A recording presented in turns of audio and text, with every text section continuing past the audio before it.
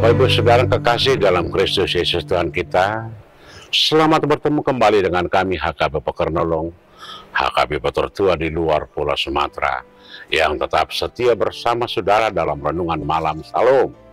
Dan untuk memulai renungan ini, kita berdoa.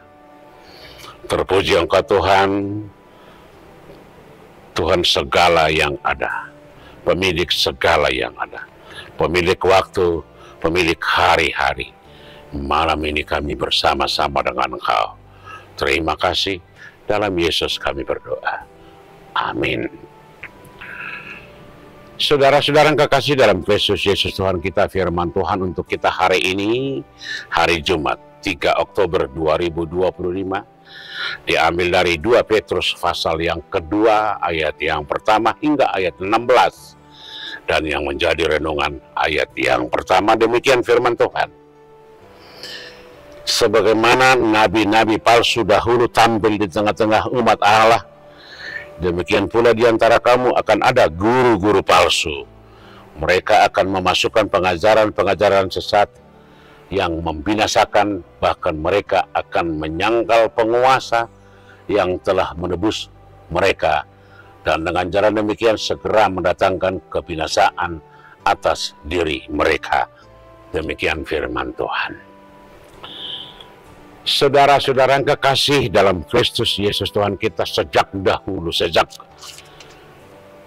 firman ada, sejak kekristenan ada, tantangan bagi gereja dengan berbagai ajaran dan dogma akan selalu ada sampai akhir zaman.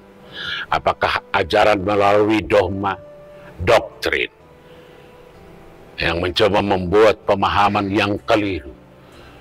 Sebagaimana di awal-awal kekristenan munculnya ajaran gnostik, ajaran dokatisme yang seakan-akan tidak mempercayai keberadaan Yesus sebagai anak Allah.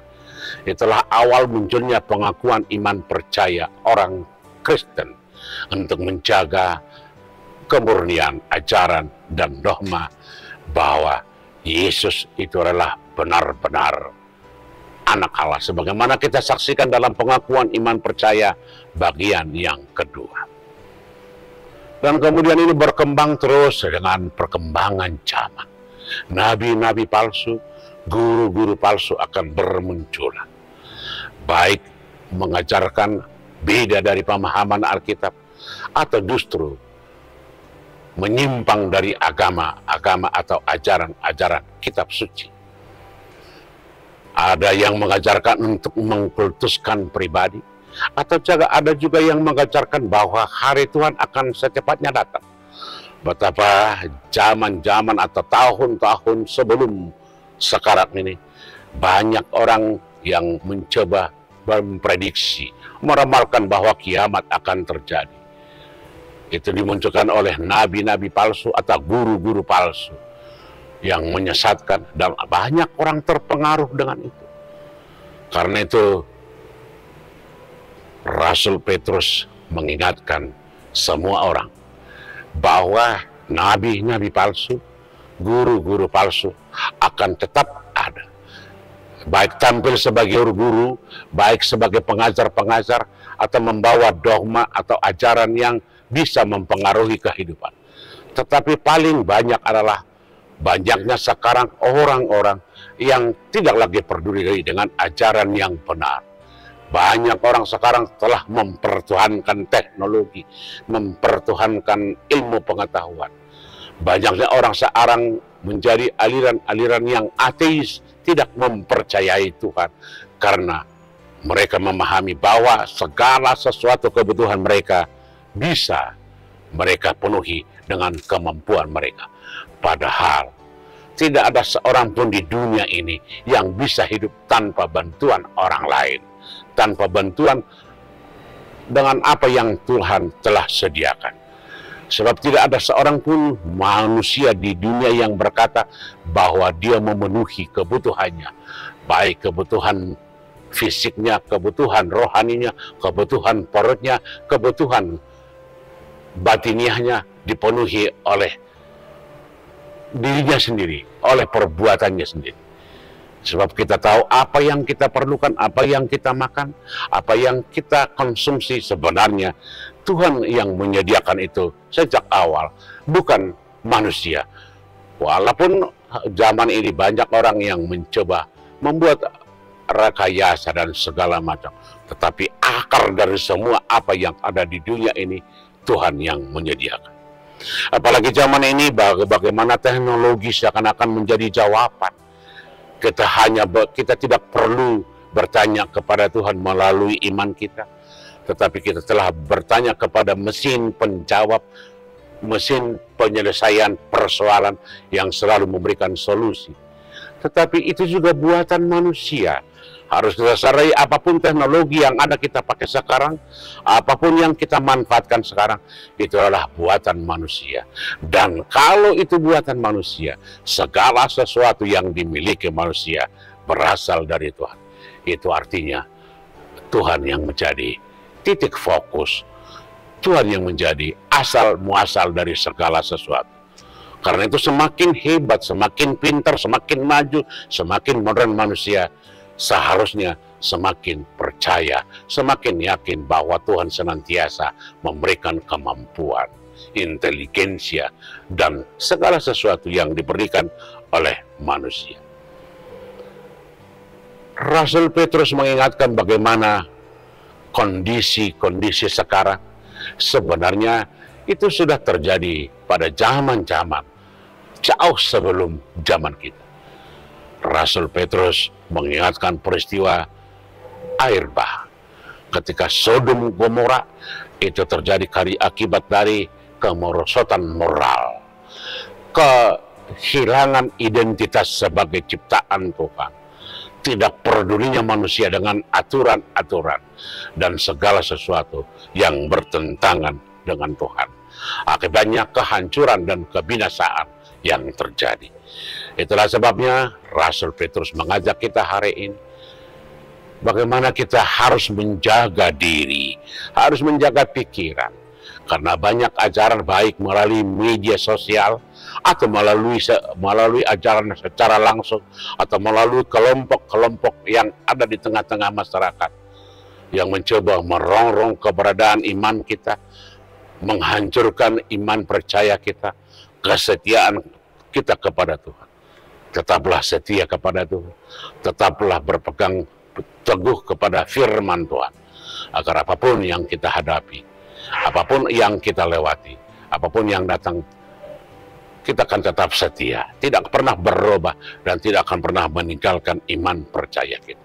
Demikian guru-guru palsu, nabi-nabi palsu akan selalu ada, tetapi tidak akan pernah bisa menaklukkan kita karena kita percaya Tuhan akan menolong kita di dalam Yesus Kristus. Amin. Kita berdoa. Kembali kami mengucap syukur dan terima kasih padamu Tuhan yang senantiasa memberikan kami yang terbaik dalam setiap kehidupan kami. Kami yakin bahwa Engkau akan selalu menyertai kami walaupun banyak godaan, tantangan, ajaran dan dogma yang selalu ingin merongrong iman percaya kami. Tetapi melalui kasih-Mu Engkau akan merangkul kami senantiasa. Terima kasih Tuhan. Hanya di dalam Yesus kami berdoa.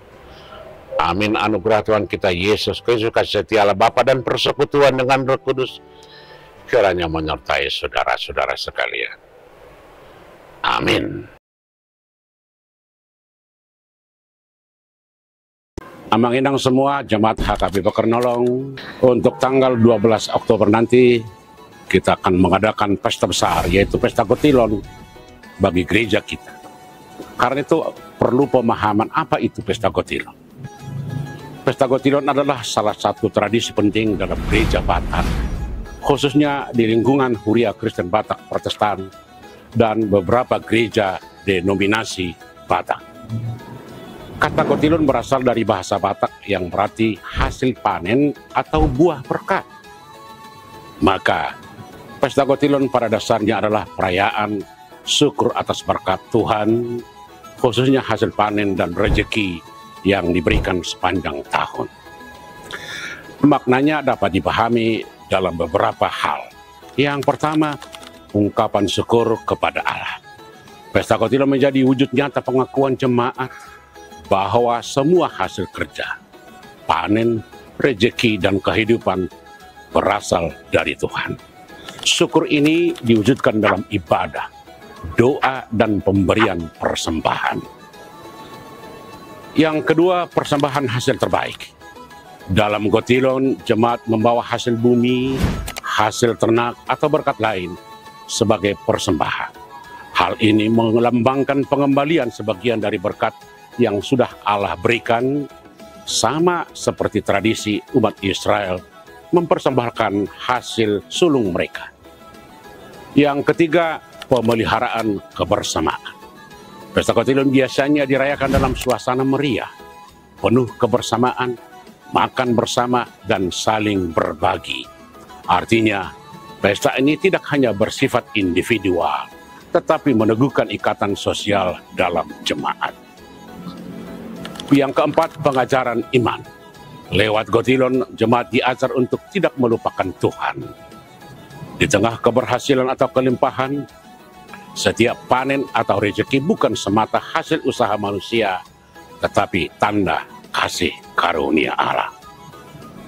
Yang kelima, solidaritas diakonia. Dalam praktiknya hasil Kotilon juga bisa dipakai untuk mendukung pelayanan gereja, membantu yang miskin, atau membiayai kebutuhan sosial. Jadi pesta ini mengingatkan bahwa berkat yang diterima bukan hanya untuk diri sendiri, melainkan untuk kesejahteraan bersama. Dengan demikian, makna pesta Kotilon bukan sekadar pesta adat atau tradisi tahunan, tetapi menjadi momentum iman, mengingatkan jemaat bahwa segala sesuatu berasal dari Tuhan. Dan bahwa hidup yang diberkati harus diteruskan dengan rasa syukur, solidaritas, dan pengabdian kepada Allah serta sesama. Saudara-saudara, marilah kita bersama-sama mendukung pesta Kotilon ini agar menjadi sukacita bagi Tuhan. Tuhan memberkati kita semua. Amin. Shalom, Hora Samanginang, Jemaat HGPP Kernolong. Dalam rangka mensyukuri kasih Tuhan, panitia telah menyiapkan serangkaian kegiatan yang bukan hanya mengisi kebersamaan kita, tetapi juga mempererat persaudaraan dan meneguhkan iman kita bersama. Izinkan saya menyampaikan susunan acara perayaan ini. Pertama, pada hari Sabtu 13 September akan dilaksanakan berbagai perlombaan. Kita akan mengadakan perlombaan catur, perlombaan menghias nasi goreng. Kita akan melanjutkan dengan perlombaan karaoke, baik untuk kategori anak-anak maupun orang dewasa. Kedua, pada Sabtu 20 September 2025, kita akan bersama-sama mengadakan ibadah syukur dalam rangka HUT ke-106 HKBP Kernolong. Ketiga, pada Sabtu 4 Oktober, kita akan melaksanakan kegiatan Payas Joro, yaitu pembersihan gereja dan lingkungan sekitar gereja. Keempat, pada Minggu 5 Oktober, di setiap jam ibadah, kita akan merayakan perjamuan kudus. Dan terakhir, sebagai penutup rangkaian kegiatan, pada Minggu 12 Oktober, pukul 08 WIB, kita akan merayakan ibadah puncak sekaligus perayaan Pesta Kotilon. Saudara-saudara yang terkasih dalam Kristus, hasil dari Pesta Kotilon diperuntukkan sebagai operasional gereja kita untuk mendukung kelancaran seluruh kegiatan pelayanan pemeliharaan, sarana prasarana, serta berbagai kebutuhan gereja sehari-hari. Untuk itu, panitia telah melakukan berbagai upaya pengumpulan dana, antara lain Silua. Silua adalah bentuk persembahan atau rasa syukur sebagai wujud terima kasih atas berkat Tuhan dalam pekerjaan dan kehidupan sehari-hari yang dibawakan kepada Tuhan melalui gereja.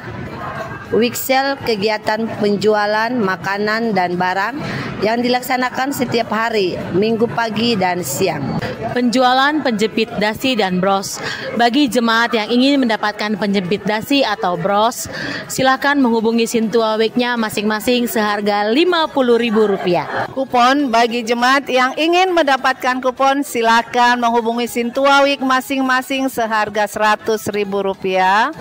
Celengan keluarga, setiap jemaat dapat mengumpulkan persembahannya melalui celengan yang telah dibagikan. Kepada masing-masing keluarga, sesuai dengan tema kita, hendaklah masing-masing memberikan menurut kerelaan hatinya, jangan dengan sedih hati atau karena paksaan, sebab Allah mengasihi orang yang memberi dengan sukacita, yaitu tertulis di dalam 2 Korintus 9 ayat 7. Donasi tunai atau transfer jemaat yang ingin memberikan persembahan dapat menyalurkannya melalui Bank BRI atas nama Pelita Ferawati, nomor rekening 0965 0100 0008 567 atau melalui QRIS yang terdapat pada gambar berikut.